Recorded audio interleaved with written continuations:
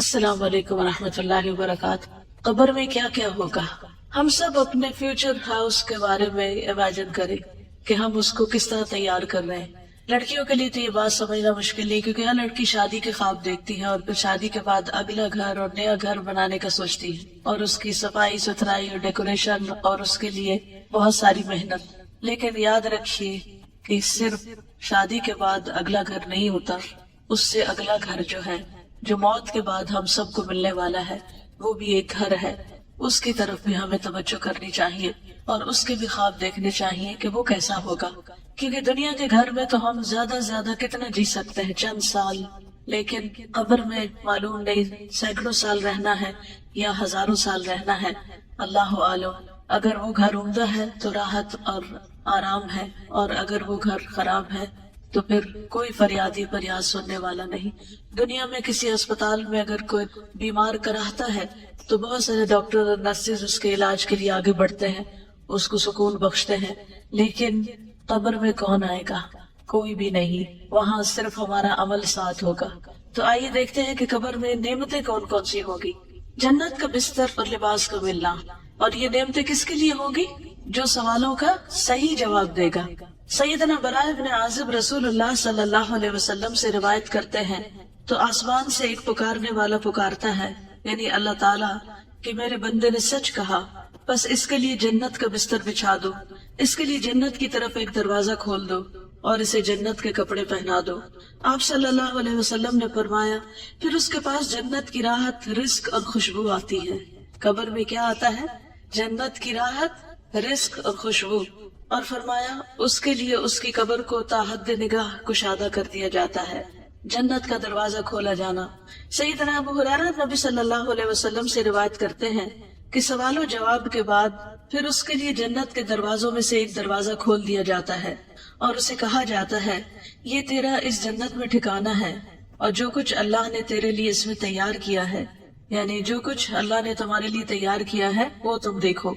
तो उसकी खुशी और सुरूर में इजाफा हो जाता है। ये खुशकिस्मत लोग हैं, अल्लाह ताला हमें भी उनमें शामिल कर ले कि जो वहाँ पर अपने टेस्ट में कामयाब होकर खुश होंगे। जैसे आज आप सर्टिफिकेट लेकर खुश होंगे इंशाल्लाह कि आपकी कोशिशें काबिल कदर ठहरी। तो असल सर्टिफिकेट वो है जो कब्र में मिलेगा, जो वहाँ कामयाब हो गया वो असल कामयाब है। फिर उसके लिए जहन्नम के दरवाजों में से एक दरवाजा खोला जाता है और उसे कहा जाता है, अगर तूने इसकी नाफरमानी की होती तो ये तेरा ठिकाना होता, और जो कुछ अल्लाह ने इसमें तेरे लिए तैयार किया हुआ है, तो उसकी खुशी और सुरूर में इजाफा हो जाता है कि शुक्र अल्लाह ने मुझे आग से बचा लिया। सुबह शाम जन्नत का ठिकाना दिखाया जाता है। जैसे बेडरूम के अंदर टेलीविजन में लोग तरह तरह के मनाजिर देखते हैं, नेचुरल ब्यूटी देखते हैं या और खूबसूरत चीजें देखते हैं, तो बैठे बैठे अपने बेडरूम में ही खुश हो रहे होते हैं। तो इसी तरह कब्र में लेटे हुए जब अहले जन्नत, यानी जिनको इंशाअल्लाह कामयाबी नसीब होगी, वो जन्नत का अपना ठिकाना देखते हैं तो उसको देखकर खुश होते रहते हैं। सैयदना इब्न उमर से रिवायत है कि रसूलुल्लाह सल्लल्लाहु अलैहि वसल्लम ने फरमाया, बेशक जब तुम में से कोई मर जाता है तो सुबह शाम उसका ठिकाना उस पर पेश किया जाता है। अगर वो जन्नत वालों में से है तो जन्नत वालों का मकाम, और अगर दोजख वालों में से है तो दोजख वालों का मकाम उसे दिखाया जाता है और उससे कहा जाता है, ये है तेरा ठिकाना, जब तक कि अल्लाह क़यामत के दिन तुझे उठाकर इस जगह न पहुंचा दे, यहाँ जाने वाला है, तो ये है तेरा घर, ये है तेरा घर। बार बार उसके मनाजर दिखाए जाते हैं। अपना ठिकाना देखकर अल्लाह का शुक्र अदा करना। सैयदना अबू हुरैरा से रिवायत है, उन्होंने कहा कि रसूलुल्लाह सल्लल्लाहु अलैहि वसल्लम ने फरमाया, हर जन्नती को जहन्नम में उसका ठिकाना दिखाया जाता है और वो कहता है, अगर अल्लाह ने मुझे हिदायत न दी होती तो मैं यहाँ होता। इस हिदायत पर कितना अल्लाह का शुक्र अदा करना चाहिए, और ये बात उसके लिए शुक्र का बायस बन जाती है। क्या आज दुनिया में आप अल्लाह की दी हिदायत पे शुक्रगुजार होते हैं? अल्लाह तेरा शुक्र है तूने कुरान की नेमत दी, तेरा शुक्र है तूने मोहम्मद सल्लल्लाहु अलैहि वसल्लम की पहचान दी, तेरा शुक्र है तूने हमें दीन की समझ दी।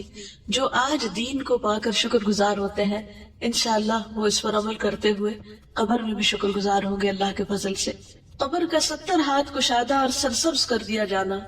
कतादा कहते हैं कि हमें ये बात बताई गई कि उसके लिए उसकी कब्र 70 हाथ कुशादा कर दी जाती है और उसको इस दिन तक सब्जे और खुशहाली से भर दिया जाता है जब वो लोग उठाए जाएंगे। यानी कब्र के अंदर भी एक सब्जा होता है और क़यामत तक उसकी कब्र के अंदर यही रहता है। قبر میں 14 کے چاند کی روشنی ہونا. سیدنا ابو ہریرہ رسول اللہ صلی اللہ علیہ وسلم سے روایت کرتے ہیں کہ آپ نے فرمایا بے شک مومن شخص اپنے قبر میں سبز باغیچے میں ہوتا ہے. کہاں ہوتا ہے؟ سبز باغیچے میں ہوتا ہے. سبحان اللہ، جیسے باغ میں گارڈن میں ہوتا ہے. پھر اس کے لیے اس کی قبر کو 70 ہاتھ کشادہ کر دیا جاتا ہے. دنیا میں کس کا گھر اتنا بڑا ہے؟ اتنا گھر تو دنیا میں بھی بڑا نہیں ملتا جتنا مومن کو قبر کے اندر بڑا گھر ملے گا. اور اس کے لیے 14ویں کے چاند کی طرح روشنی کر دی جاتی ہے، جس میں اس کو سکون ملتا ہے، کیونکہ اگر سورج کی روشنی ہوتی تو تھک جاتا. گھر والوں کو خبر دینے کی تمنا کرنا. سیدنا جابر سے روایت ہے کہ انہوں نے کہا کہ رسول اللہ صلی اللہ علیہ وسلم نے فرمایا جب وہ مومن اپنی قبر کی کشادگی کو دیکھتا ہے تو کہتا ہے فرشتوں مجھے چھوڑ دو، میں گھر والوں کو خوشخبری دے دوں. لیکن اسے کہا جاتا ہے کہ اب یہاں آرام سے رہو، یعنی اب گھر والوں سے کوئی رشتہ تعلق نہیں قائم ہو سکتا. بالکل ایسے ہے نا کہ جیسے ہم کہیں پر بھی ہوتے ہیں اور ہمیں کوئی خوشی ملتی ہے تو ہم فوراً، اور آج کل تو سوشل میڈیا کی وجہ سے لوگ جو کھاتے ہیں اس کی بھی تصویر اتار کے پیچھے بھیج رہے ہوتے ہیں، اور جو پہنتے ہیں اس کی بھی. تو قبر میں جا کر بھی کیا چاہیں گے کہ پیچھے والوں کو بتائیں، لیکن وہاں کوئی واٹس ایپ نہیں ہوگا. نیک اعمال کا قبر کی تنہائی کو دور کرنا. سیدنا براء بن عازب نبی صلی اللہ علیہ وسلم سے روایت کرتے ہیں اور اس قبر میں کہ مومن کے پاس ایک خوبصورت چہرے، خوبصورت لباس اور انتہائی عمدہ خوشبو والا ایک شخص آتا ہے تو وہ کہتا ہے کہ اس چیز کی خوشخبری پاؤ جو تمہیں خوش کرے گی، یہ وہی تیرا دن ہے جس کا تم سے وعدہ کیا جاتا تھا. تو وہ اس سے پوچھتا ہے کہ تم کون ہو، تمہارا چہرہ خیر لایا ہے. تو وہ کہتا ہے میں تمہارا نیک عمل ہوں. سبحان اللہ. قبر میں کوئی ساتھ نہیں جائے گا لیکن نیک عمل ساتھ ہوگا. ہم سب اپنے قرآن پڑھنے کو دیکھیں، نمازوں کو دیکھیں، دعاؤں کو دیکھیں، لوگوں کے ساتھ خیر و بھلائی اور احسان کے کاموں کو دیکھیں کہ ہم کیا کیا کر رہے ہیں. اس پر وہ کہتا ہے اے میرے رب قیامت ابھی قائم کر دے. ابھی تو ہمیں ڈر لگتا ہے نا کہ قیامت نہ آ جائے گئی، تو وہ کہے گا ابھی قیامت قائم کر دے تاکہ میں اپنے اہل خانہ اور اپنے مال کی طرف واپس لوٹ جاؤں، تاکہ جا کے ان سے ملوں. یہ انسان کے اندر قدرتی ایک اٹریکشن ہوتی ہے اپنے گھر والوں سے ملنے کی. انسان دنیا میں کہیں بھی سیر و تفریح کر کے آئے لیکن جو مزہ اور لطف اس کو اپنوں کے اندر آتا ہے وہ کہیں نہیں آتا. تو وہاں بھی وہ کیا چاہے گا کہ میں اپنی اس خوشی کو اپنے گھر والوں کے ساتھ شیئر کروں. اور ایک روایت میں ہے اس کے پاس متشکل ہو کر یہ شکل بنا کر ایک ایسا آدمی آتا ہے جس کا چہرہ انتہائی خوبصورت، کپڑے انتہائی خوبصورت، خوشبو بہت اچھی ہوتی ہے. آپ دیکھیے کہ کسی بھی ایسے شخص کی کمپنی میں آپ کا دل کتنا خوش ہو جاتا ہے. وہ کہتا ہے تو خوشخبری پا اس چیز کی جو تجھے خوش کرے. خوشخبری پا لے اللہ کی رضامندی اور باغات کی جن میں ہمیشہ کی نعمتیں ہیں. یہ تیرا وہ دن ہے جس کا تجھ سے وعدہ کیا جاتا تھا. تو وہ فوت شدہ شخص اس سے کہتا ہے تجھے بھی اللہ خیر کی بشارت دے، تو کون ہے؟ تیرا چہرہ خیر لایا ہے. تو وہ کہتا ہے کہ میں تیرا نیک عمل ہوں. اللہ کی قسم جو کچھ میں جانتا ہوں وہ یہ ہے کہ تو اللہ کی اطاعت میں بڑی جلدی کرتا تھا، یعنی نیکی کے کاموں میں آگے آگے ہوتا تھا، اور اللہ کی نافرمانی میں بہت ہی سست تھا، یعنی پیچھے ہوتا تھا، جھجکتا تھا، ڈرتا تھا. اللہ تجھے بہترین بدلہ دے. تو ہم اپنی قبر میں کیا چاہتے ہیں اس کے مطابق اپنے دنیا کے عمل درست کر لیں. صدقہ کا قبر کی آگ بجھانا. سیدنا عقبہ بن عامر سے روایت ہے انہوں نے کہا کہ رسول اللہ صلی اللہ علیہ وسلم نے فرمایا بے شک صدقہ کرنے والوں کی قبروں سے حرارت بچاتا ہے. قبروں کی آگ اور گرمی صدقے سے بجھتی ہے، اور مومن روز قیامت اپنے صدقے کے سائے میں ہوگا. مومن قیامت کے دن صدقے کے سائے میں ہوگا. اس لیے چاہے ایک کھجور کا آدھا ٹکڑا ہی کیوں نہ اللہ کے راہ میں دے، دینے والے بنے. ہمیشہ دینے پر حرص رکھے اور یاد رکھیے دینے والوں کو ملتا ہے. جو دیتا ہے اللہ تعالیٰ اس کو اس سے بھی زیادہ لوٹاتا ہے. اور قسم کھا کر یہ بات کہی گئی کہ صدقہ کرنے سے مال کبھی کم نہیں ہوتا. سیدنا ابو ہریرہ سے روایت ہے کہ رسول اللہ صلی اللہ علیہ وسلم نے فرمایا اس میت کے لیے اس کے قبر کی لمبائی اور چوڑائی میں 70 ہاتھ فراخ کر دی جاتی، کھلی کر دی جاتی ہے. پھر اس کے لیے اس میں روشنی کر دی جاتی ہے. پھر اسے کہا جاتا ہے کہ سو جاؤ. تو وہ کہتا ہے میں اپنے گھر والوں کی طرف لوٹ جاؤں تاکہ میں انہیں خبر دے دوں.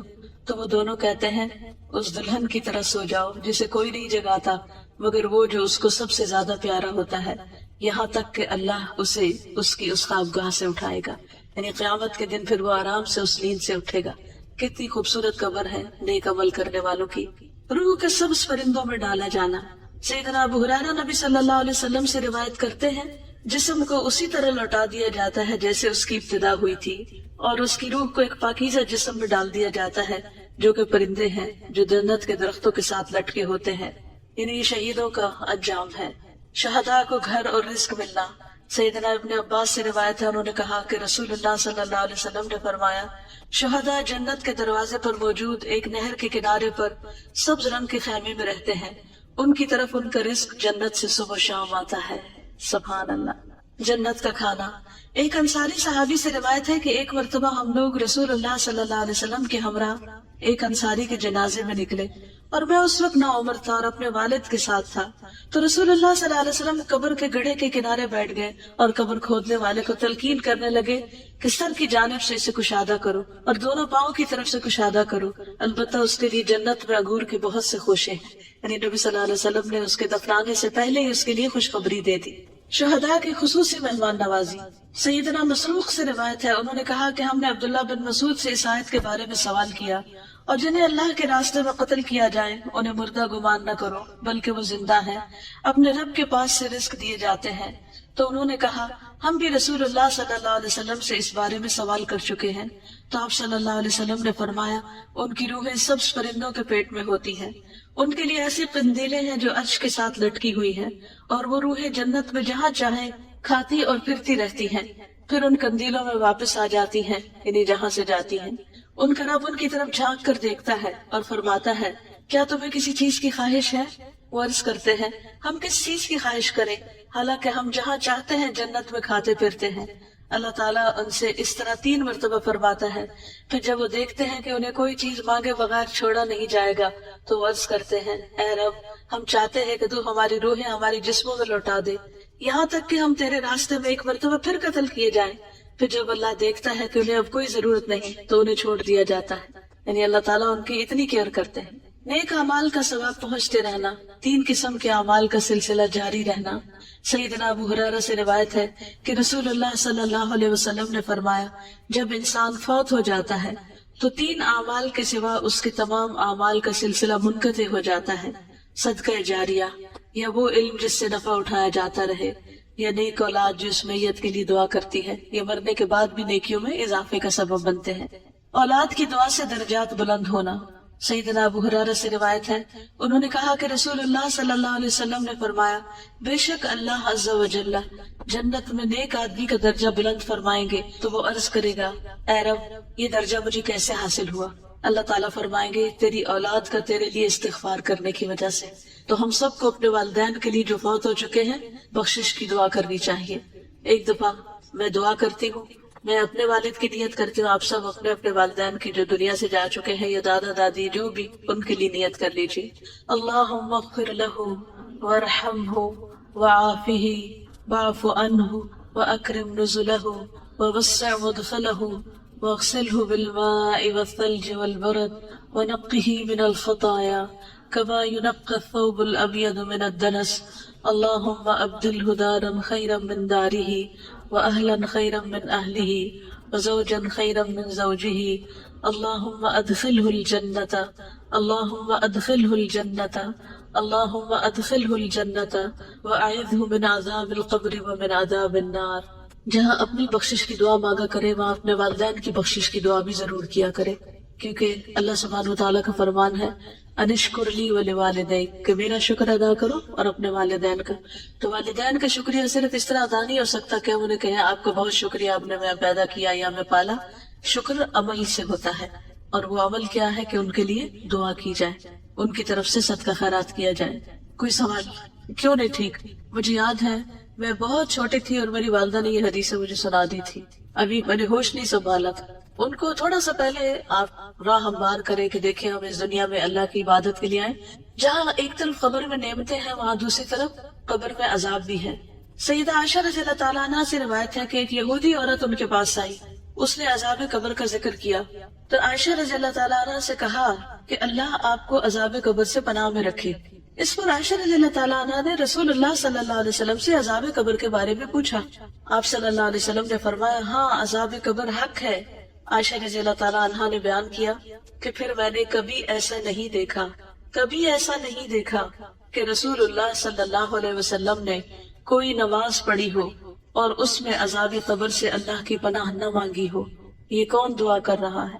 نبی صلی اللہ علیہ وسلم. یہ دعا کہاں پڑھی جاتی ہے کچھ پتا ہے آپ کو؟ تشہد کے بعد اللہم انی اعوذ بک من عذاب القبر واعوذ بک من عذاب جہنم واعوذ بک من فتنة المسیح الدجال واعوذ بک من فتنة المحیا والممات. جہاں ہم ربی جلی پڑھتے ہیں نا، تو چاہے تو اس کی جگہ آپ پڑھ لیں، چاہے تو اس کے ساتھ پڑھ لیں، دونوں صورتیں کر سکتے ہیں. ٹھیک ہے، تو نبی صلی اللہ علیہ وسلم اس دعا کو ہمیشہ پڑھتے تھے. ہمیں بھی پڑھنی چاہیے اور قبر کے عذاب سے پناہ مانگنی چاہیے. نبی صلی اللہ علیہ وسلم اگر عذاب قبر سنوا دیتے تو لوگ دفن کرنا چھوڑ دیتے. سیدنا انس سے روایت ہے کہ نبی صلی اللہ علیہ وسلم نے فرمایا اگر مجھے یہ ڈر نہ ہوتا کہ تم لوگ اپنے مردوں کو دفن کرنا چھوڑ دو گے تو میں اللہ سے دعا کرتا کہ وہ تمہیں قبر کا عذاب سنا دے.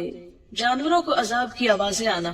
سیدنا ابن مسعود سے روایت ہے کہ آپ صلی اللہ علیہ وسلم نے فرمایا بے شک مردوں کو ان کی قبروں میں عذاب دیا جاتا ہے یہاں تک کہ یقیناً جانور ان کی آوازیں سنتے ہیں. سیدنا زید بن ثابت سے روایت ہے کہ انہوں نے کہا کہ نبی صلی اللہ علیہ وسلم اپنے گدھے پر سوار ہو کر بنو نجار کے باغ میں جا رہے تھے اور ہم بھی آپ کے ساتھ تھے کہ اچانک وہ گدھا بدک گیا. قریب تھا کہ وہ آپ کو نیچے گرا دے، یعنی ایک دم سرکش ہو گیا. دیکھا تو وہاں 6 یا 5 یا 4 قبریں تھی. آپ صلی اللہ علیہ وسلم نے فرمایا کیا کوئی ان قبر والوں کو جانتا ہے؟ تو ایک آدمی نے عرض کیا کہ میں جانتا ہوں. آپ نے فرمایا یہ لوگ کب مرے تھے؟ اس آدمی نے عرض کیا یہ لوگ شرک کی حالت میں مرے. تو آپ صلی اللہ علیہ وسلم نے فرمایا بے شک ان لوگوں کو ان کی قبروں میں عذاب ہو رہا ہے. اگر مجھے یہ خیال نہ ہوتا کہ تم لوگ اپنے مردوں کو دفن کرنا چھوڑ دو گے تو میں اللہ سے دعا کرتا کہ وہ تمہیں بھی قبر کا عذاب سنا دے جسے میں سن رہا ہوں. پھر آپ صلی اللہ علیہ وسلم نے اپنے چہرے کا رخ ہماری طرف کیا اور فرمایا تم لوگ آگ کے عذاب سے اللہ کی پناہ مانگو. انہوں نے یعنی صحابہ نے عرض کیا ہم آگ کے عذاب سے اللہ کی پناہ مانگتے ہیں. پھر آپ صلی اللہ علیہ وسلم نے فرمایا تم قبر کے عذاب سے اللہ کی پناہ مانگو. انہوں نے صحابہ نے عرض کیا ہم قبر کے عذاب سے اللہ کی پناہ مانگتے ہیں. پھر آپ نے فرمایا تم ہر قسم کے ظاہری اور باطنی فتنوں سے اللہ کی پناہ مانگو. انہوں نے عرض کیا ہم ہر قسم کے ظاہری اور باطنی فتنوں سے اللہ کی پناہ مانگتے ہیں. آپ نے فرمایا تم دجال کے فتنے سے اللہ کی پناہ مانگو.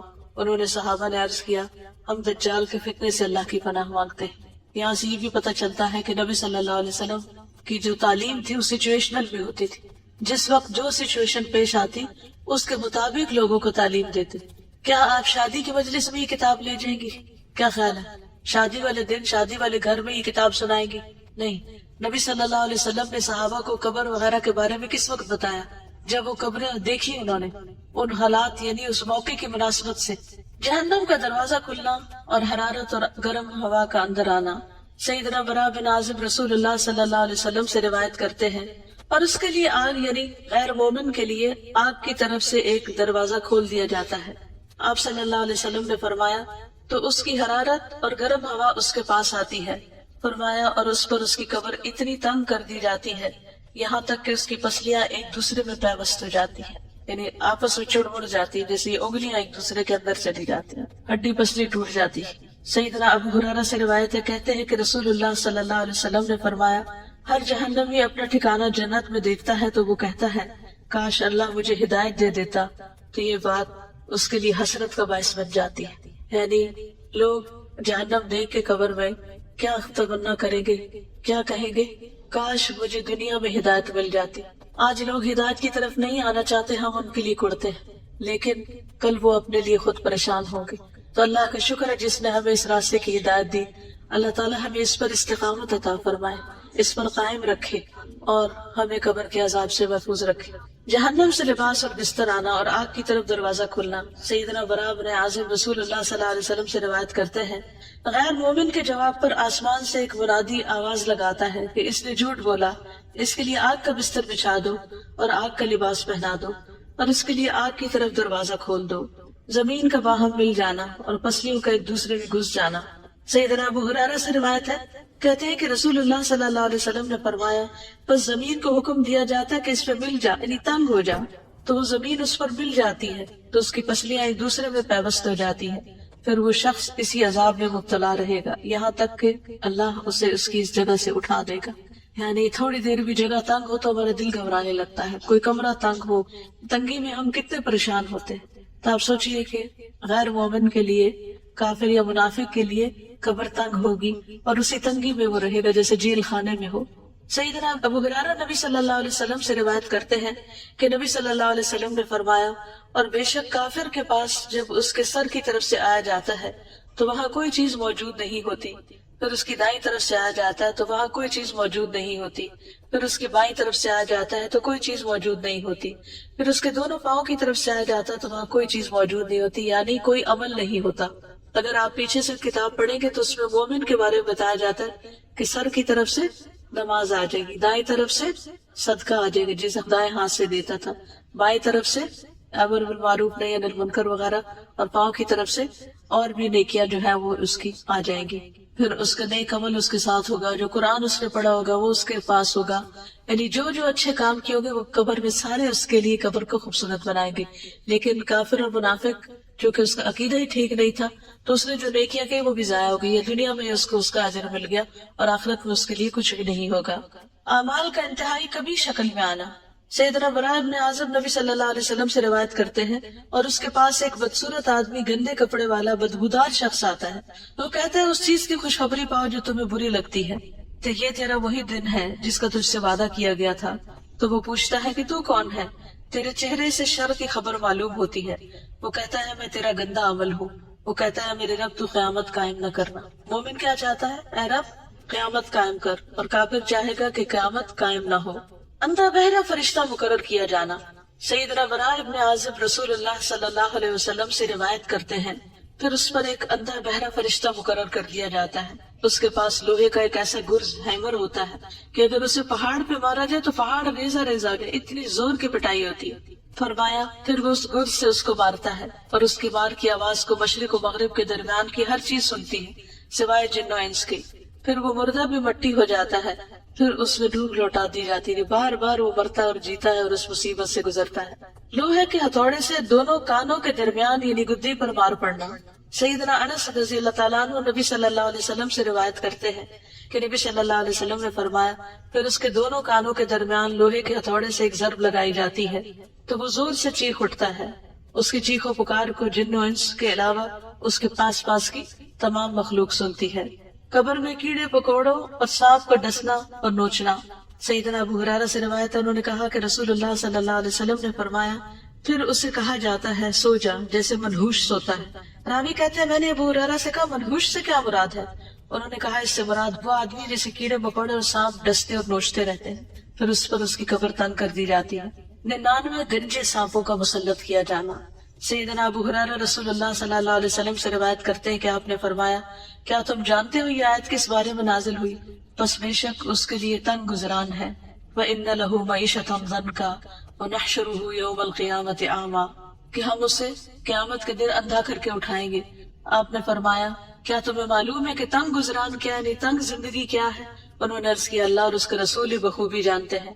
آپ نے فرمایا کافر کا اس کی قبر میں عذاب سے دوچار ہونا ہے، یعنی وہ تنگی ہے جو قبر میں پیش آئے گی۔ اور اس ذات کی قسم جس کے ہاتھ میں میری جان ہے، بے شک اس پر 99 گنجے سانپ مسلط کر دیے جاتے ہیں۔ کیا تم جانتے ہو وہ سانپ کیسا ہوتا ہے؟ وہ 70 سانپ ہیں اور ہر سانپ کے 7 سر ہوتے ہیں، ایک سانپ کے 7 منہ ہوتے ہیں، 7 سر۔ وہ اسے قیامت کے دن تک ڈستے اور نوچتے رہتے ہیں۔ اب سوال یہ پیدا تھا کہ عذاب قبر کس کس کو ہوگا؟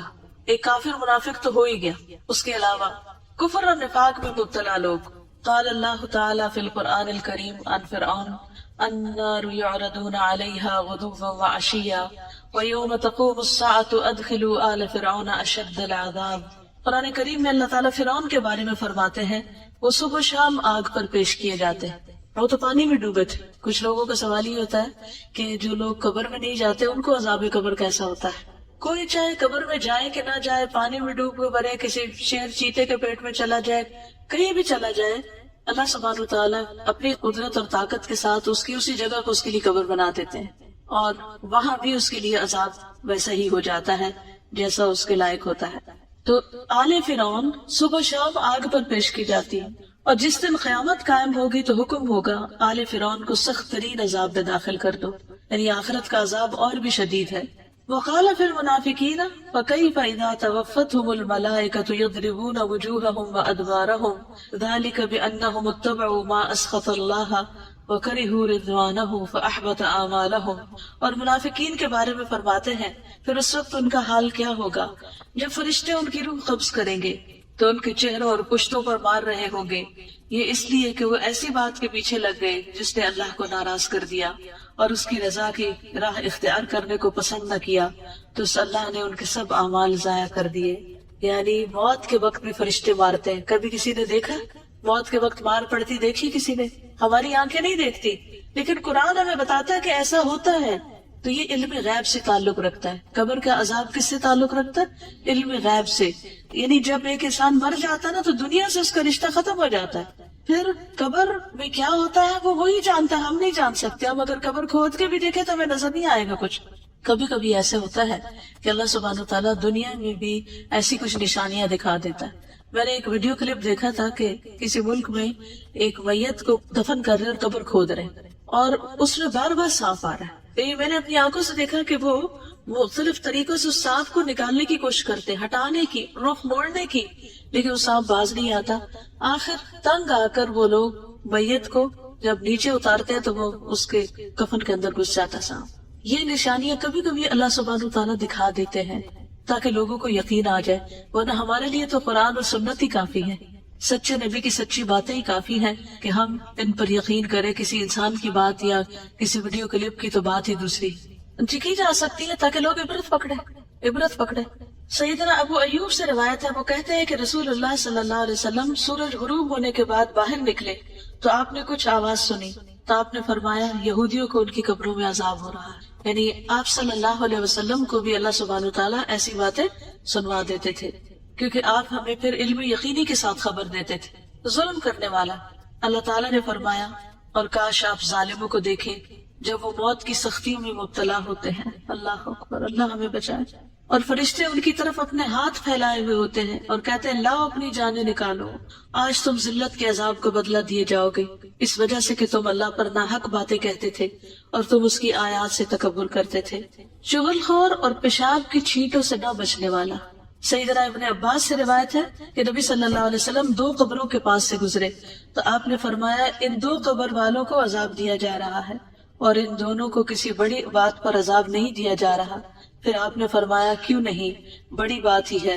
ان میں سے ایک شخص تو چغل خوری میں دوڑ دھوپ کیا کرتا تھا، یعنی ادھر کی بات ادھر لگا، ادھر کی شکایت ادھر، ادھر کی ادھر، لوگوں کی بری باتیں اور غیبتیں آگے سے آگے پہنچاتا تھا، یعنی ہر وقت اس کی گفتگو میں دوسروں کی برائیاں شامل تھی۔ دوڑ دھوپ کرتا یعنی اس کی ایفرٹ اور سارے بھاگ دوڑ یہی تھی، اس کا انٹرسٹ ہی یہی تھا۔ اور دوسرا اپنے پیشاب سے بچنے کے لیے احتیاط نہیں کرتا تھا۔ کچھ لوگ تو کموڈ میں بیٹھتے ہیں اور کچھ لوگ کموڈ پہ نہیں بیٹھتے، نیچے بیٹھتے ہیں، اور وہ جو پیشاب کرتے ہیں تو پاؤں پہ بھی چھینٹیں پڑ رہی ہوتی ہے، کپڑوں میں بھی پڑ رہی ہوتی ہے، پھر انہیں کپڑوں میں نماز بھی پڑھ لیتے ہیں۔ تو طہارت کا اہتمام کرنا بے حد ضروری ہے۔ اللہ سبحانہ تعالیٰ ہمیں صحیح طہارت اختیار کرنے کی توفیق دے، نہ ہم حد سے بڑھے اور نہ اس کو چھوڑے۔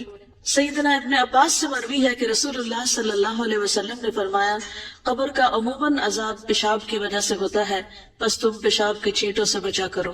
مظلوم کی مدد نہ کرنے والا اور بغیر وضو کے نماز پڑھنے والا۔ سیدنا ابن مسعود سے روایت ہے کہ آپ صلی اللہ علیہ وسلم نے فرمایا اللہ کے بندوں میں سے ایک بندے کے بارے میں حکم دیا گیا کہ اسے قبر میں 100 کوڑے لگائے جائیں۔ وہ تخفیف کا سوال کرتا رہا اور دعا کرتا رہا یہاں تک کہ 1 کوڑا باقی رہ گیا، باقی معاف کر دیے گئے۔ جب اسے یہ 1 کوڑا لگایا گیا تو اس پر اس کی قبر آگ سے بھر گئی۔ پھر جب اسے سزا کا اثر زائل ہوا تو اس نے فرشتوں سے کہا تم نے کس بنا پہ مجھے کوڑا لگایا؟ انہوں نے کہا تم نے ایک نماز بغیر وضو کے پڑھی تھی اور تم ایک مظلوم کے پاس سے گزرے تھے، تم نے اس کی مدد نہیں کی تھی، یعنی تمہارے سامنے کسی کی پٹائی ہو رہی تھی اور تم نے روکا نہیں اس کو۔ تو ہمیں اپنی ساری زندگیوں کا جائزہ لینا ہے اور جہاں جہاں ہمارے اعمال قرآن و سنت سے ٹکراتے ہیں وہاں ان سے بچنا ہے اور اللہ سے ہر وقت توبہ کرتے رہنا ہے۔ خیانت کرنے والا۔ سیدنا ابو ہریرہ سے روایت ہے کہ جب ہم نے خیبر فتح کیا تو ہمیں مال غنیمت میں سونا اور چاندی نہیں ملے بلکہ گائے، اونٹ، سامان اور باغات ملے تھے۔ پھر ہم رسول اللہ صلی اللہ علیہ وسلم کے ساتھ وادی خرا کی طرف لوٹے اور آپ کے ہمراہ آپ کا غلام تھا جس کو مدہم کہا جاتا تھا، جو بنو ذباب کے ایک آدمی نے آپ کو ہدیے میں دیا تھا۔ اس دوران کہ وہ رسول اللہ صلی اللہ علیہ وسلم کا کجاوا اتار رہا تھا کہ اچانک نامعلوم سمت سے ایک تیر آ کر اس غلام کو لگ گیا۔ لوگوں نے کہا اس کے لیے شہادت مبارک ہو، تو رسول اللہ صلی اللہ علیہ وسلم نے فرمایا ہرگز نہیں، اس ذات کی قسم جس کے ہاتھ میں میری جان ہے، جو چادر اس نے خیبر کے دن تقسیم ہونے سے پہلے مال غنیمت میں سے چرائی جو چادر اس نے مال غنیمت میں سے چرائی تھی وہ اس پر آگ کا شعلہ بن کر بھڑک رہی ہے. یہ شخص کون تھا؟ مومن تھا نا. کون تھا؟ نبی صلی اللہ علیہ وسلم کی خدمت کرتا تھا. اتنا بڑا اعزاز اس کو حاصل تھا، لیکن اس کے ساتھ اس نے ناسمجھی کی وجہ سے کیا کیا؟ چادر چوری کر لی بیت المال میں سے. اللہ کا مال، لوگوں کی ڈونیشن جو ہوتی ہے، یعنی جیسے آپ میں سے کئی انچارجز ہوگی، کئی برانچ انچارجز ہوگی، کئی ڈونیشن جمع کرتے ہوں گے، وہ آپ کے لیے کالے سانپ کی طرح ہے کہ اس کو آپ اپنی ذات پہ نہیں لگا سکتے کہ آپ اللہ کے دین کی خدمت کے لیے پیسہ اکٹھا کریں اور پھر ذاتی فائدے اٹھانا شروع کر دیں. یہ اپنی آخرت عاقبت خراب کرنے کے برابر ہے. ایک سوئی دھاگا بھی اس میں سے نہیں لینا چاہیے. لوگ جس مقصد کے لیے جو مال دیں اس کو وہی خرچ کر دینا چاہیے اور اس کی حفاظت بھی کرنی چاہیے. اسے ضائع ہونے کے لیے اور چوری ہونے کے لیے نہیں چھوڑ دینا چاہیے. یہ بات سن کر ایک آدمی 1 یا 2 تسمے لے کر آیا تو کہنے لگا یہ چیز میں نے اٹھائی تھی. تو رسول اللہ صلی اللہ علیہ وسلم نے فرمایا یہ بھی آگ کا 1 تسمہ یا 2 تسمے بنتے، اگر تم اس کو نہ جمع کراتے تو یہ تمہارے لیے آگ بن جاتے. جھوٹ بولنے والا. استغفر اللہ استغفر اللہ. سیدنا سمرہ بن جندب سے روایت ہے، کہتے ہیں کہ نبی صلی اللہ علیہ وسلم نے فرمایا آج رات میں نے 2 آدمیوں کو دیکھا جو میرے پاس آئے. ان دونوں نے کہا کہ جسے آپ نے دیکھا ہے اس کی باجھ کو چیرا جا رہا تھا. وہ بڑا ہی جھوٹا تھا. جو ایک جھوٹی بات کرتا اور اس سے وہ جھوٹ نقل کیا جاتا یہاں تک کہ دنیا کے کونوں میں پہنچ جاتا. قیامت کے دن تک اس کو یہی سزا ملتی رہے گی. اور بعض اوقات ہمارے اخبار، ریڈیو، ٹیلی ویژن جھوٹی خبریں آگے نشر کرتے ہیں. اسی طرح بعض اوقات واٹس ایپ پر ہم جھوٹی خبریں آگے پہنچاتے ہیں بغیر جانے کوئی بھی چیز آگے نہ پہنچائے. آج کل لوگوں کی بہت عادت ہے، کوئی کسی کا بیان سنا، یہ نہ دیکھا کہ اس میں کون سی چیز قرآن سے ثابت ہے یا حدیث سے ثابت ہے.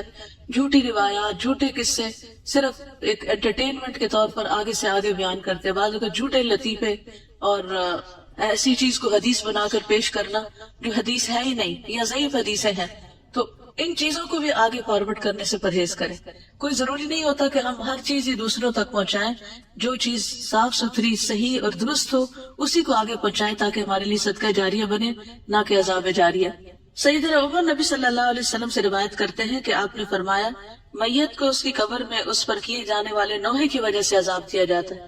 ہم نے ایک وصیت نامہ چھاپ کے رکھا ہوا کاغذ یہاں پر ہوگا، آپ سب اپنے گھر والوں کے لیے وہ پیپر لکھ کے رکھ سکتے ہیں اپنے دستخط کے ساتھ کہ جب ہم بہت ہوں تو ہمارے پر بین نہ کیا جائے.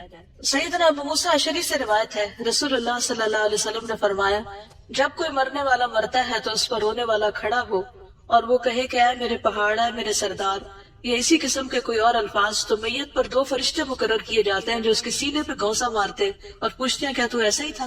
تو اس لیے اپنی بے جا تعریفیں بھی پسند نہیں کرنی چاہیے اور لوگوں کو منع کیا جائے کہ ہماری بلا ضرورت تعریف نہ کرے، کیونکہ بعض اوقات مبالغہ رہی ہوتی ہے تعریف میں. تو جو جھوٹی تعریفیں ہیں وہ بھی میت کے لیے مصیبت کا باعث بنتی. سیدنا انس سے روایت ہے، انہوں نے کہا کہ ایک شخص پہلے عیسائی تھا پھر مسلمان ہو گیا. اس نے سورۃ البقرہ اور آل عمران پڑھی تو نبی صلی اللہ علیہ وسلم کا کاتب بن گیا. لیکن پھر وہ شخص مرتد ہو کر عیسائی ہو گیا تو وہ کہنے لگا کہ محمد صلی اللہ علیہ وسلم کے لیے جو کچھ میں نے لکھ دیا ہے اس کے سوا محمد کو اور کچھ بھی معلوم نہیں. پھر اللہ تعالیٰ نے اسے موت دی، لوگوں نے اسے دفن کر دیا. جب صبح ہوئی تو انہوں نے دیکھا کہ زمین نے اسے باہر پھینک دیا تھا. لوگوں نے کہا یہ محمد صلی اللہ علیہ وسلم اور اس کے ساتھیوں کا کام ہے. چونکہ یہ ان سے فرار ہو گیا تھا اس لیے انہوں نے ہمارے ساتھی کی قبر اکھاڑ دی اور اسے باہر نکال پھینکا ہے. چنانچہ انہوں نے دوسری قبر کھودی جو بہت زیادہ گہری تھی، لیکن جب صبح ہوئی تو پھر زمین نے اسے باہر پھینک دیا. اس مرتبہ بھی انہوں نے یہی کہا کہ یہ محمد صلی اللہ علیہ وسلم اور ان کے ساتھیوں کا کام ہے. چونکہ یہ ان سے فرار ہو گیا تھا اس لیے انہوں نے ہمارے ساتھی کی قبر اکھاڑ دی اور اس کو باہر ڈال دیا. پھر انہوں نے قبر کھودی اور جتنی گہری ان کے بس میں تھی اسے کر کے اس کے اندر ڈال دیا، لیکن صبح ہوئی تو پھر زمین نے اسے باہر پھینک دیا. اب انہیں یقین آیا کہ یہ کسی انسان کا کام نہیں، چنانچہ انہوں نے اسے یوں ہی زمین پر رہنے دیا. تو اس طرح کے واقعات نبی صلی اللہ علیہ وسلم کے دور میں بھی پیش آئے ہیں. عذاب قبر سے محفوظ رہنے والے خوش نصیب لوگ کون سے لوگ ہیں جن کو عذاب قبر نہیں ہوتا؟ شہید ہونے والا. سیدنا مقدام بن معدی کرب الکندی سے روایت ہے، انہوں نے کہا کہ رسول اللہ صلی اللہ علیہ وسلم نے فرمایا بے شک اللہ عز و جل کے ہاں شہید کے لیے 6 خصلتیں ہیں، اس کے خون کا پہلا قطرہ گرتے ہی اللہ تعالیٰ اس کو معاف کر دیتا ہے. جنت میں اسے اس کا ٹھکانہ دکھا دیا جاتا ہے, اسے ایمان کا حلہ پہنایا جاتا ہے, حور عین سے اس کا نکاح کر دیا جاتا ہے, اسے عذاب قبر سے محفوظ کر دیا جاتا ہے, اسے فضا اکبر بڑی گھبراہٹ سے محفوظ کر دیا جاتا ہے, اس کے سر پر وقار کا تاج رکھا جاتا ہے جس کا ایک ایک یاقوت دنیا و مافیہا سے بہتر ہوگا. 72 حور العین سے اس کی شادی کر دی جاتی ہے اور اس کے رشتہ داروں میں سے 70 آدمیوں کے حق میں اس کی سفارش قبول کی جاتی ہے. لیکن یاد رکھیے کہ یہ وہ شہید ہے جو اللہ کے راستے میں ساری شرائط کو پورا کرتا ہوا لڑ رہا. سورۃ ملک پڑھنے والا. سیدنا عبداللہ بن مسعود سے مرفوع روایت ہے کہ سورۃ تبارک قبر کے عذاب سے روکنے والی ہے. کس کس کو زبانی یاد ہے؟ ماشاءاللہ ایک بڑی تعداد کو. دن میں ایک دفعہ کم از کم ضرور پڑھے اور رات کو سوتے ہوئے پڑھ لے تو کیا ہی اچھا ہے. اور اگر یاد نہیں تو آپ دیکھ کے بھی پڑھ سکتے ہیں. اور دیکھنے کے لیے اگر آپ بیٹھ کے نہیں پڑھتے کہ بیٹھ کے یعنی آپ کو نیند آ رہی ہے کچھ, تو الہدا کی جو ایپس بنی ہوئی ہیں, اپلیکیشنز ہیں اسمارٹ فونز کے اندر, اس میں سونے جاگنے کے آداب کی اپلیکیشن ہے. تو اس اپلیکیشن میں جو سورۃ الملک اور سورۃ السجدہ اور زمر اور بنی اسرائیل ہے جو نبی صلی اللہ علیہ وسلم رات کو پڑھتے تھے وہ بھی ہیں اور ان کے آڈیو بھی ہے. تو اگر آپ سے ساری نہیں پڑھی جاتی تو سونے سے پہلے آپ ان کو پلے کر کے سو سکتے ہیں تاکہ جب تک آپ کی آنکھ نہ لگے آپ ان کو سنتے ہی رہیں. یعنی کوشش کرنی چاہیے کہ جتنا پڑھ سکے پڑھے, لیکن اگر ہمت نہ ہو تو جتنا سن سکے اتنا سن بھی لیں. لیکن سورۃ ملک تو کم از کم اپنے منہ سے بول کے پڑھے, اسے صرف سننے پر اکتفا نہ کریں. پیٹ کے مرض سے فوت ہونے والا. سلیمان بن سرد اور خالد بن اطرفہ بیٹھے ہوئے تھے کہ ایک ایسے شخص کا ذکر کیا گیا جو پیٹ کی بیماری سے مرا. تو ان میں سے ایک نے دوسرے سے کہا, کیا تم نے یہ بات نہیں سنی یا تمہیں یہ بات نہیں پہنچی کہ رسول اللہ صلی اللہ علیہ وسلم نے فرمایا جو شخص پیٹ کی بیماری میں مبتلا ہو کر مرے اسے ہرگز عذاب قبر نہیں ہوگا. دوسرے نے کہا کیوں نہیں. یعنی یہ بھی ایک اچھی علامت ہے. سرحد کی حفاظت کرنے والا. سیدنا سلیمان نبی صلی اللہ علیہ وسلم سے روایت کرتے ہیں کہ آپ نے فرمایا ایک دن اور ایک رات سرحد پر پہرا دینا ایک مہینے کے روزوں اور اس کے قیام سے افضل ہے. ایسا روزے دار جو افطار نہیں کرتا اور ایسا قیام کرنے والا جو تھکتا نہیں. اور اگر وہ اللہ کی راہ میں سرحد کی حفاظت کرتے ہوئے فوت ہو جائے تو اس کے اچھے عمل اس پر جاری رکھے جائیں گے یہاں تک کہ وہ دوبارہ اٹھایا جائے اور وہ قبر کے عذاب سے بچا لیا جاتا ہے. جمعے کے دن یا رات کو فوت ہونے والا, اس کی بھی دعا مانگنی چاہیے کہ اللہ ہمیں جمعے کی موت نصیب فرما. سیدنا عبداللہ ابن عمر سے روایت ہے, انہوں نے کہا کہ رسول اللہ صلی اللہ علیہ وسلم نے فرمایا جو مسلمان جمعہ کے دن یا جمعے کی رات کو فوت ہو جائے گا اللہ اسے قبر کی آزمائش سے بچا لے گا. اب یہ قبر کے سوال اور جواب کا چارٹ ہے پورا, اس میں آپ سوال بھی دیکھ رہے ہیں اور جواب بھی دیکھ رہے ہیں. یہ جتنی بھی حدیثیں تھی صحیح, ان سب میں جو جو سوال آئے ہیں, جو جو جواب آئے ہیں, جو فرشتے کہتے ہیں اور جو انجام ہوگا وہ ساری لکھ دی گئی ہیں. اس کو آپ خود بھی پڑھ سکتے ہیں لیکن پڑھیے گا ضرور. اب آخر میں ہم دعا کر لیتے ہیں. آخر میں ہے اچھی موت کے حصول کی دعائیں. میں دعا پڑھوں گی, آپ سب آمین کہیں گے, دعا دیکھتے بھی جائیے جو میں پڑھ رہی ہوں, ٹھیک ہے؟ سبحان اللہ والحمد للہ ولا الہ الا اللہ واللہ اکبر ولا حول ولا قوة الا باللہ العلی العظیم. فاطر السماوات والارض انت ولی فی الدنیا والآخرہ توفنی مسلما والحقنی بالصالحین. ربنا افرغ علينا صبرا وتوفنا مسلمين. ربنا فاغفر لنا ذنوبنا وكفر عنا سيئاتنا وتوفنا مع الابرار. رب هب لي حكما والحقني بالصالحين. اللهم توفنا مسلمين واحينا مسلمين والحقنا بالصالحين غير خزايا ولا مفتونين. اللهم ارزقني شهادة في سبيلك واجعل موتي في بلد رسولك صلى الله عليه وسلم. اللهم بعلمك الغيب وقدرتك على الخلق احيني ما علمت الحياة خيرا لي وتوفني اذا علمت الوفاة خيرا لي. اللهم اصلح لي ديني الذي هو عصمة امري واصلح لي دنياي التي فيها معاشي واصلح لي آخرتي التي فيها معادي واجعل الحياة زيادة لي في كل خير واجعل الموت راحة لي من كل شر. اے اللہ بے شک میں تیری پناہ لیتا ہوں مکان کے نیچے دب کر مرنے سے, اور میں تیری پناہ لیتا ہوں اوپر سے نیچے گر کر ہلاک ہونے سے, اور میں تیری پناہ لیتا ہوں ڈوب کر مرنے سے اور جلنے سے اور آزاد بوڑھا ہو جانے سے, اور میں تیری پناہ لیتا ہوں اس سے کہ شیطان مجھے موت کے وقت بدحواس کر دے, اور اس بات سے تیری پناہ لیتا ہوں کہ میں تیرے راستے میں پیٹ پھیر کر مروں, اور اس بات سے تیری پناہ لیتا ہوں کہ زہریلے جانور کے ڈسنے سے میں مر جاؤں. اے اللہ بے شک میں تجھ سے نیکیاں کرنے اور برائیوں کو ترک کر دینے کا سوال کرتا ہوں، اور جب تو لوگوں کو فتنے میں مبتلا کرنے کا ارادہ کرے اور میں ان میں موجود ہوں تو مجھے فتنے سے بچا کر اپنے پاس بلا لینا۔ عذاب قبر سے حفاظت کی دعائیں۔ اللہم انی اعوذ بک من عذاب القبر ومن عذاب النار ومن فتنة المحیا والممات ومن فتنة المسیح الدجال۔ اے اللہ بے شک میں قبر کے عذاب سے، آگ کے عذاب سے، زندگی اور موت کے فتنے سے اور مسیح دجال کے فتنے سے تیری پناہ لیتا ہوں۔ اے اللہ بے شک میں کاہلی، شدید بڑھاپے، بزدلی، بخل، دجال کے فتنے اور قبر کے عذاب سے تیری پناہ لیتا ہوں۔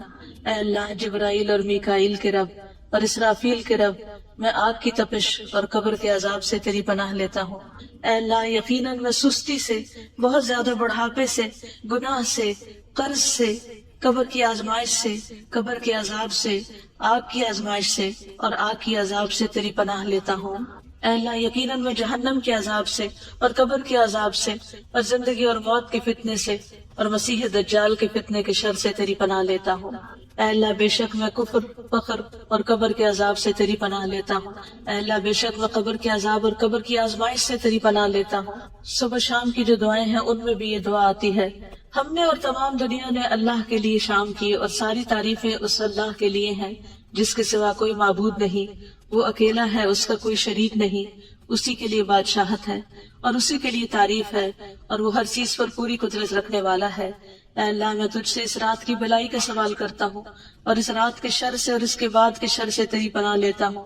اے اللہ بے شک میں سستی اور بڑھاپے کی برائی سے تیری پناہ لیتا ہوں۔ اے اللہ بے شک میں آگ میں عذاب اور قبر میں عذاب سے تیری پناہ لیتا ہوں۔ میت کی بخشش کی دعا تو ہم پہلے کر چکے ہیں۔ اے اللہ اس کو بخش دے، کسی بھی اپنے رشتہ دار کی بخشش کی دعا مانگے، اے اللہ اس کو بخش دے اور اس پر رحم فرما اور اسے عافیت عطا فرما اور اس سے درگزر فرما اور اس کی بہترین مہمان نوازی فرما اور اس کی قبر کو کشادہ فرما، اسے پانی، اولوں اور برف سے دھو دے اور اسے خطاؤں سے اسی طرح صاف کر دے جس طرح تو سفید کپڑے کو میل کچیل سے صاف کرتا ہے، اور اسے اس کے گھر کے بدلے بہتر گھر عطا فرما، اس کے گھر والوں سے بہتر گھر والے عطا فرما، اس کے زوج سے بہتر زوج عطا فرما، اسے جنت میں داخل فرما، اسے قبر کے عذاب سے اور آگ کے عذاب سے بچا لے۔ میت کے لیے فتنہ قبر سے بچنے کی دعا، یہ کسی بھی جو آپ کے رشتہ دار قبر میں ہیں ان سب پہ نیت کر کے یہ دعا کریں۔ اللہم ان فلان ابن فلان فی ذمتک فقہ فتنۃ القبر، بچے کو عذاب قبر سے محفوظ رکھنے کی دعا۔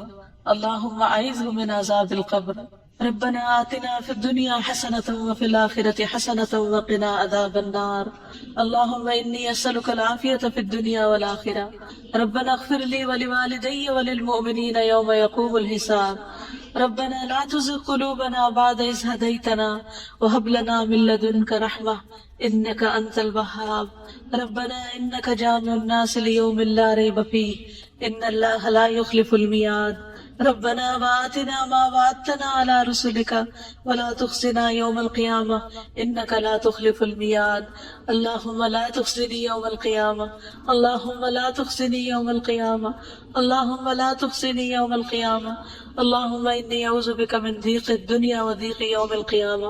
اے اللہ بے شک میں تیری پناہ لیتا ہوں دنیا کی تنگی سے اور قیامت کے دن کی تنگی سے۔ یا اللہ پاک یہ جتنی بچیاں قرآن پڑھ گئی ہیں انہیں استقامت عطا فرمانا، ان کو بہترین عمل کی توفیق عطا فرمانا، ہر قسم کی اخلاقی برائیوں سے بچانا، ان کی عاقبت اچھی کر دینا، اس علم کو انہیں دوسروں تک پہنچانے کی توفیق دینا، خالص اپنی رضا کے لیے، کسی بھی دنیاوی فائدے کی لالچ کے بغیر اور دنیاوی فائدے اٹھانے کے بغیر۔ یا رب العالمین تو ہم سب کی عاقبت اچھی کر دے۔ یا اللہ یہ جو تیرا پیغام آگے پہنچایا ہے اللہ یہ مشن یہ سلسلہ جاری رہے، تو اس کی حفاظت فرما، تو اس کے بہترین وارث پیدا فرما دے۔ یا رب العالمین تو ہماری کوتاہیوں سے درگزر فرما، اللہ ہمیں ہماری برائیوں سے بچا۔